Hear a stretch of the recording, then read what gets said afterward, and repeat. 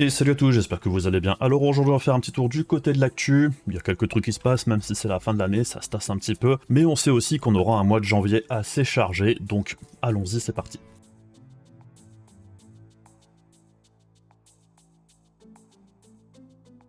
Et donc on commence du côté des processeurs chez Intel avec les processeurs de génération 13 d'entrée de gamme, on va dire, les processeurs non K qui doivent débarquer pour début janvier. Et on reparle un petit peu du coup du 13400F qui a fait son apparition dans les listings dans certaines boutiques aux États-Unis. Alors pour rappel, le 13400 et le 13400F, eh bien ce seront des processeurs à la vue des specs, à la vue des fréquences, qui devraient proposer grosso modo les performances du 12600K de la génération précédente, mais à un tarif bien plus intéressant, puisque comme on le voit ici, eh bien le 13400F est listé par exemple aux États-Unis à 216$, ce qui devrait l'amener chez nous à 240-250 € dans les grandes lignes, ce qui pourrait en faire vraiment un processeur très intéressant. Alors après, reste encore à voir le reste de la gamme, et si Intel va continuer aussi à vendre des processeurs 12000 de la génération précédente, mais à un tarif peut-être plus agressif, comme par exemple le 12400, s'il vient s'intercaler entre le 13400F et le 13100, ça pourrait être intéressant aussi. Mais les autres processeurs à garder à l'œil quand ils vont débarquer, c'est aussi le 13500 et peut-être aussi le 13600 selon les tarifs, puisque si c'est à peine plus cher que le 13400, eh bien ça pourrait en faire une alternative particulièrement intéressante au 13600K. Alors certes, on n'aurait pas d'overclocking, on aurait des fréquences moindres, mais on aurait le même nombre de corps, puisqu'on serait bien sur du 6 gros corps, 8 petits corps, pour le 13500 et le 13600 non-K. En parallèle de ça, on devrait aussi avoir le lancement des nouvelles cartes mères en B760, puisque pour l'instant on n'a que les Z790, et les B760, alors elles risquent d'être un petit peu plus chères que les B660, mais je dirais que le gros avantage c'est pour les néophytes, il n'y aura pas besoin de flasher le BIOS pour pouvoir installer les processeurs de génération 13, mais en dehors de ça, il n'y a pas grand intérêt de les acheter, si vous savez flasher votre BIOS avec le flashback, avec un B660, à mon avis, il n'y aura pas vraiment besoin d'aller chercher du B760, à part si les prix sont intéressants. Processeur toujours, mais du côté de chez AMD, alors je sais, on parle quasiment à chaque fois de ces nouveaux processeurs qui vont arriver, que ce soit chez Intel ou chez AMD, mais bon, ça se précise de plus en plus.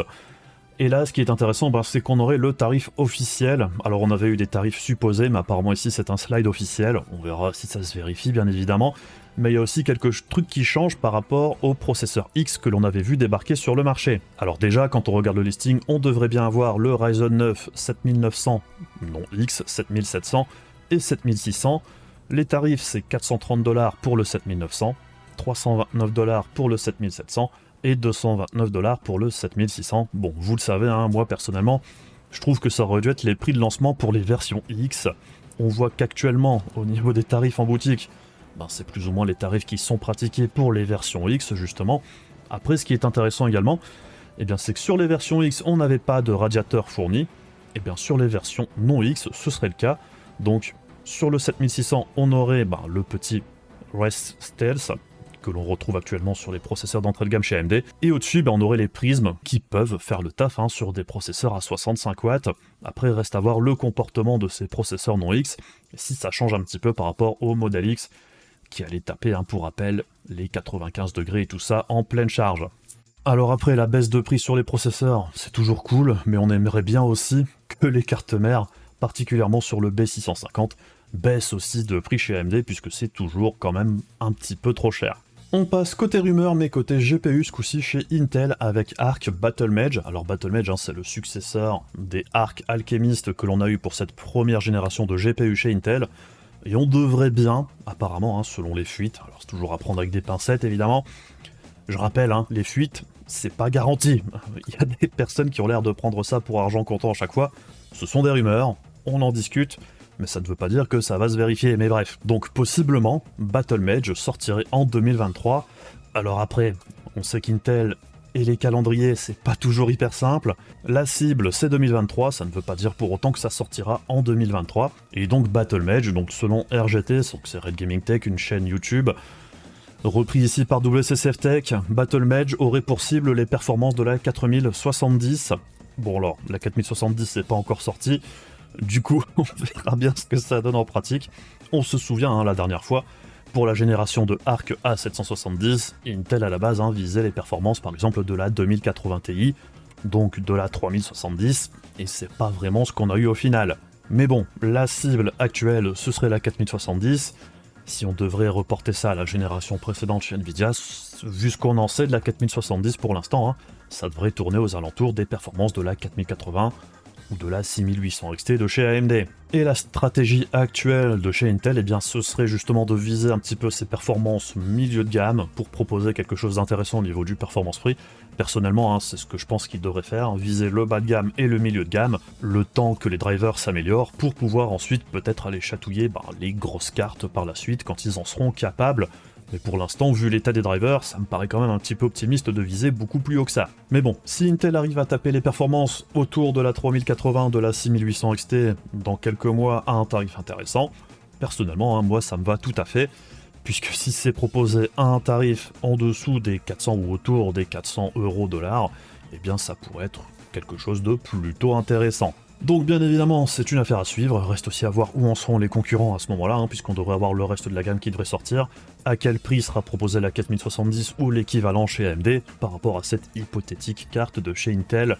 Ça reste encore à voir. Et on passe maintenant du côté de chez AMD, du côté GPU avec RDNA 3 qui fait quand même pas mal parler de lui depuis sa sortie, principalement du côté de ses performances qui sont relativement décevantes par rapport à ce qu'AMD nous avait annoncé. Par contre, en ce qui concerne les ventes, des différents échos que l'on a, pour la XTX ça semble plutôt pas mal se passer jusqu'ici, après on ne sait pas non plus vraiment s'il y en a eu beaucoup qui ont été mis en vente ou pas. Par contre, en ce qui concerne la 7900 XT, ça a l'air quand même beaucoup plus compliqué. Même si ça s'est vendu dans plusieurs boutiques le jour de la sortie, eh bien c'est vrai que depuis la sortie, ça a l'air d'être quand même beaucoup plus calme, puisque par exemple sur la boutique d'AMD, c'est disponible depuis quasiment le lendemain de la sortie, sur la boutique AMD, au tarif le plus bas, eh bien ça ne se vend pas, puisque comme vous pouvez le voir ici, on peut toujours la rajouter dans le panier, ça passe sans problème, et pour moi c'est très clairement un signe sur le fait que cette carte est inintéressante, et c'est un petit peu le même syndrome que pour la RTX 4080 vis-à-vis de la RTX 4090. Sinon, en dehors de ça, depuis la sortie des cartes, on a aussi vu quand même plusieurs soucis passer en revue, principalement pour le modèle de référence qui semble quand même plutôt bancal par certains côtés, puisque déjà, le jour de la sortie, alors par exemple chez Gamers Nexus et aussi de plusieurs autres tests, la 7900 XTX de référence a l'air quand même de faire pas mal de coil whine.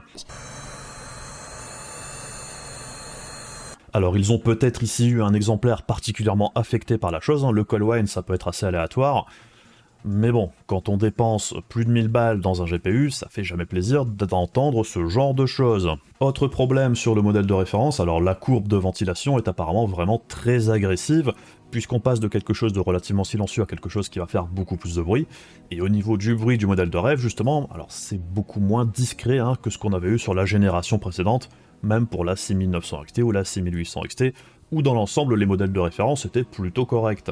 Autre souci de ce modèle made in AMD, c'est qu'apparemment au niveau des températures, au niveau du hotspot, il y a pas mal de retours sur Reddit et sur Twitter qu'il y ait un souci au niveau du refroidissement de la carte. Sur certains modèles, ça arrive pas à tout le monde, mais il y aurait un problème au niveau du refroidissement avec un hotspot qui serait beaucoup plus haut par rapport à la température classique. Et ça, c'est pas normal. Ce qui fait que du coup, le ventilateur s'emballe et fait vraiment énormément de bruit, et la carte n'est pas forcément bien refroidie pour autant. Donc est-ce qu'il y a un souci au niveau de la fabrication de la carte en usine à un moment ou à un autre au niveau du système de refroidissement? Des applications de pâte thermique et tout ça, j'en sais rien, mais c'est un problème qui semble ressortir quand même assez régulièrement. Donc, bon, le modèle de référence, sur ce coup-ci, ça a pas l'air d'être une réussite pour le moment, même si vous pouvez très bien tomber sur une carte qui n'aura aucun problème. Mais c'est vrai que, encore une fois, quand on achète un produit aussi cher, on n'a pas spécialement envie d'avoir tous ces problèmes. L'autre souci des modèles de référence par rapport au modèle custom ici, c'est qu'au niveau des performances, on est quand même beaucoup plus vite limité, on a quand même l'impression que RDNA 3, particulièrement pour la 7900 XTX, si AMD avait laissé pousser un petit peu du côté de la consommation, on aurait eu quelque chose de bien mieux dans l'ensemble au niveau des performances, au prix, certes, d'une efficacité énergétique beaucoup moins bonne que sur la génération précédente, puisque même à stock, vis-à-vis des annonces qu'AMD avait fait, on est très loin des 50% environ d'amélioration du performance par watt par rapport à RDNA 2, on n'est clairement pas à ce niveau-là. Après on a aussi une vidéo de chez Jace2Sense qui rapporte que sur le modèle de référence, quand on fait de l'overclocking sur le GPU, il peut arriver aussi que la RAM baisse sa fréquence énormément, ce qui fait qu'on augmente la fréquence du GPU, mais on perd fortement au niveau de la RAM, ce qui fait qu'on a de moins bonnes performances en overclockant. par rapport à ce qu'on devrait avoir en pratique. Donc au niveau du modèle de référence, il y a quand même pas mal de soucis potentiels qui n'apparaissent pas forcément sur les modèles des partenaires, des modèles custom, qui semblent quand même beaucoup plus solides dans l'ensemble, mais le problème c'est que les modèles custom sont déjà beaucoup plus chers que le modèle de référence, d'environ 150, 200, voire très probablement plus pour certains modèles les plus haut de gamme. Le gros avantage du modèle Made in AMD, c'est aussi sa taille, qui est beaucoup plus petit que les GPU que l'on a actuellement sur l'haut de gamme. Les modèles custom, c'est plus la taille des 4080 et des 4090, donc c'est très clairement quelque chose qui ne va pas rentrer dans tous les boîtiers, mais en dehors de ça, vous avez potentiellement un bien meilleur refroidissement, vous avez aussi des meilleures performances, et une possibilité d'avoir des performances en plus, ce que n'offre pas le modèle de ref ici. Et c'est vrai que ça faisait très longtemps qu'on n'avait pas eu des modèles custom qui permettaient d'avoir autant de performances en plus par rapport au modèle de référence. Donc c'est vrai que pour les premiers exemplaires qui ont été mis en vente pour le modèle de référence, ça donne pas spécialement envie. Du coup les modèles partenaires paraissent bien plus intéressants. Après reste encore à voir si par la suite les partenaires offriront des customs un petit peu plus petites, similaires au modèle Made in AMD, mais avec les problèmes en moins. Pareil, la semaine dernière, il y avait aussi eu des rumeurs comme quoi MSI ne commercialiserait pas des RX 7900 XTX et XT, ce qui est apparemment faux. MSI ne va pas fournir de modèles de référence, mais ils offriront des cartes custom, ça devrait arriver pour début 2023. Après, l'autre rumeur qui faisait un petit peu le tour en ce moment, c'était cette histoire de puce A0, qui aurait des problèmes au niveau hardware sur la puce, ce qui expliquerait en partie les performances de la carte un petit peu décevantes par rapport à ce qu'AMD avait annoncé. Bon alors apparemment l'histoire de puce A0 ce serait pas un vrai problème, AMD c'est pas la première fois qu'ils mettent sur le marché des puces A0. Là je pense que le gros problème pour les RX 7900, surtout au niveau des drivers, est-ce que c'est corrigeable pour autant? Est-ce que l'architecture en elle-même n'est pas optimale, n'est pas aussi bonne qu'espérée? Puisque par exemple le fonctionnement par chiplet de RDNA 3, alors ça semble plutôt bien fonctionner dans l'ensemble, il n'y a pas de souci de latence majeure de ce que l'on a vu jusqu'ici. Par contre, très clairement, une approche par chiplet, ça a aussi quelques désavantages, puisque à chaque fois que vous allez faire appel au contrôleur mémoire, ça passe par le chiplet, et tout ça, ça a un coût au niveau aussi électrique, au niveau de l'efficacité énergétique. C'est moins bon que ce qu'on aurait pu avoir sur une puce monolithique par exemple, puisque à chaque fois que vous allez faire passer du courant d'une puce à une autre, ça aura un impact sur le coût énergétique. C'est peut-être aussi quelque chose qui explique les performances de la RAM qui diminuent fortement quand on amène plus de jus dans le GPU, par exemple, comme l'a montré la vidéo chez Jace2Sense. Après, AMD, c'est pas non plus faciliter la tâche énormément, puisque généralement, quand on passe d'une finesse de gravure à une autre, comme c'est le cas ici, on fait pas de gros changements en profondeur de l'architecture, on cherche plus à faire une évolution simple pour avoir le moins de problèmes possible. Et sur la deuxième génération, généralement, on peut prendre un petit peu plus de risques. C'est un petit peu ce qu'a fait Nvidia ici, en passant de chez Samsung à TSMC sur le 4N, Ada Lovelace, les RTX 4000, c'est une grosse évolution des RTX 3000 au niveau de l'architecture, tandis qu'ici chez AMD, alors on a non seulement une architecture qui a complètement changé par rapport à RDNA 2 au niveau de la gestion des shaders par exemple, en plus de ça, on a aussi cette nouvelle approche par chiplet qui est complètement différente par rapport à la génération précédente, et on a aussi une nouvelle finesse de gravure. Au final, que ça fonctionne aussi bien que ça fonctionne actuellement, c'est déjà pas si mal en réalité, puisque ça aurait pu être aussi bien pire vu tout ce qu'ils ont fait d'un seul coup. D'habitude, on y va un petit peu plus par étapes. Par contre, en ce qui concerne RDNA 3 dans son ensemble, alors il y a certains fanboys qui ont un petit peu de mal à comprendre, je pense. Le gros souci, et pourquoi pour moi c'est décevant, c'est déjà que par rapport à ce qu'AMD avait annoncé, on est quand même bien en dessous des chiffres made in AMD. Ce qui veut dire aussi que le performance-prix par rapport à ce qu'on pouvait espérer est du coup beaucoup moins bon, puisqu'on s'attendait à avoir 15, peut-être même 20% de performance en plus par rapport à ce qu'on a eu ici au final. C'est pas que les performances similaires à une 4080 ce soit de mauvaises performances, mais très bonnes performances, c'est une évolution d'une génération à l'autre relativement acceptable, d'environ 30%, c'est pas le problème, c'est juste qu'on nous avait annoncé plus, du coup c'est forcément décevant, puisque le prix est resté le même que pendant l'annonce, alors que les performances, non. Et c'est pas parce que la 4080 est plus chère que la 7900 XTX que ça la rend pour autant beaucoup plus intéressante. Pour moi, les deux cartes proposent un compromis différent, mais le performance-prix sur les deux est pour moi absolument immonde. Et comme les performances ne sont pas aussi bonnes qu'espérées, ça veut dire aussi que pour le marché en lui-même, ça n'aide absolument personne, et ça n'aide pas non plus les clients d'AMD, puisque comme on va le voir juste après, depuis la sortie des RX 7900 XTX, les 4080 se sont mieux vendus qu'auparavant, puisqu'il y avait beaucoup de monde qui attendait de voir ce qu'allait proposer AMD avant de faire un choix, et du coup il y en a beaucoup qui se sont rabattus au final sur la RTX 4080, puisque comme je le disais précédemment, la 7900 XTX et la XT permettent quelque part de justifier le tarif de la 4080, alors que si la XTX avait proposé les performances qu'AMD nous avait annoncées, ça aurait très probablement poussé Nvidia à devoir baisser les tarifs de la 4080, et possiblement des futures cartes qui ne sont pas encore sorties elles aussi. Donc au final, AMD a proposé une carte qu'ils ne peuvent pas proposer plus cher, puisqu'au final ses performances sont trop proches de la 4080 pour pouvoir en demander plus. Ils n'ont pas voulu en demander moins pour autant. L'évolution du performance-prix n'est pas spécialement plus intéressante chez AMD que chez Nvidia, puisqu'AMD de toute façon ne peut pas demander aussi cher pour ses cartes que ne le fait Nvidia. Est-ce que ça veut dire pour autant qu'on n'aura pas un réajustement tarifaire sur la 4080 par la suite? J'en sais rien, hein, c'est pas impossible qu'elle baisse légèrement de prix, mais ça va clairement pas baisser autant que ce que ça aurait pu baisser si les performances de la 7900 XTX avaient été meilleures. Et c'est un petit peu le même problème pour les cartes qui ne sont pas encore sorties, hein. La 7900 XT à 900$, on voit que là par exemple en boutique chez AMD ça part pas, ça se vend pas puisque le tarif est inintéressant. Comme je le dis à chaque fois, hein, cette carte ça aurait dû être la 7800 XT et ça aurait dû coûter 650$, voire 700$ dans le pire des cas, là ça aurait été plus correct. Et si elle avait coûté 700$, ça aurait forcé Nvidia, entre guillemets, à sortir la 4070 Ti, soit au même prix, soit légèrement en dessous, et tout le monde aurait été gagnant, tandis qu'ici, vu les performances de la 7900 XT, la 4070 Ti, quand elle arrivera, il n'y a pas vraiment de grosses raisons de casser les prix. Elle risque de coûter moins cher que la 4092 Go, et encore c'est pas sûr à 100%, mais si la 7900 XT avait coûté moins cher, on aurait eu moins cher aussi du côté de chez Nvidia, tandis que là, c'est pas forcément le cas.